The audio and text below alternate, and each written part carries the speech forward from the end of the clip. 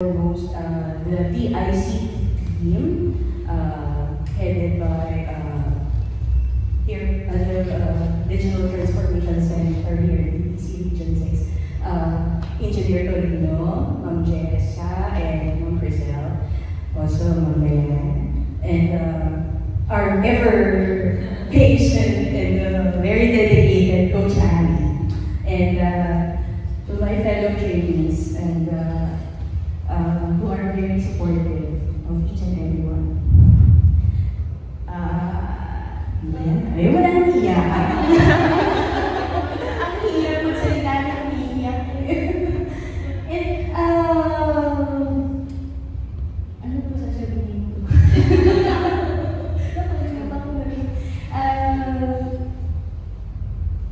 It was a very exhilarating experience.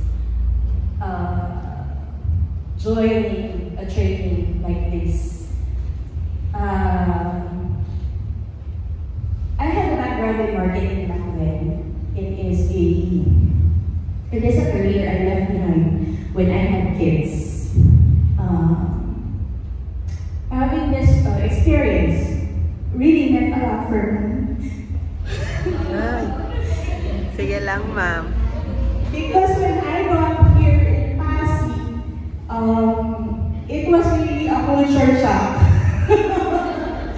I was telling Ma'am Priscilla, bakit ganun? Ang mga tao, pagkakagutom, walang pera. As in, parang hirap na hirap ang mga tao.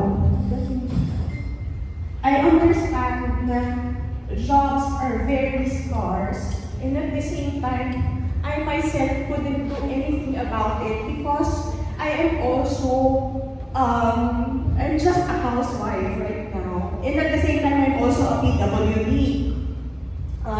Parang sobrang helpless yung mga tao when they get to have that kind of, parang aasa talaga sa pag ng tubo, yung kapag dumarating yung season ng healing, doon lang may pera ang tao na that they can even afford to buy food or bigas man lang para sa pamilya nila. So, when I saw the opportunity for digital training, it's not that pero sabi ko, siguro merong something dito. So, I joined, I took it to myself na, sige, try ko lang baka mamaya, and then there's an exam, sabi ko, makakapasa kaya ako dito. And then, so, nung pagpasok natin dito, so medyo, ako kasi, hindi ko rin maintindihan, hindi pa mong sinasabi. So, okay naman kasi supportive naman lahat sa isa't isa, and maganda yung camaraderie, especially while having lunch.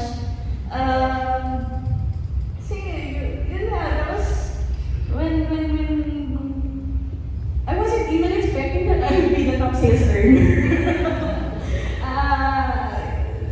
It's really a great opportunity for every one of us. So make the most out of it, please. And then, our journey doesn't end here.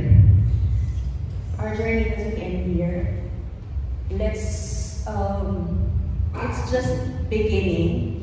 And hopefully, we can pay it forward, give back to other individuals as well, help the community. And thank you very much, DICT also, for giving the PWDs a chance and the opportunity to learn and have jobs. And I think that's it. Thank you.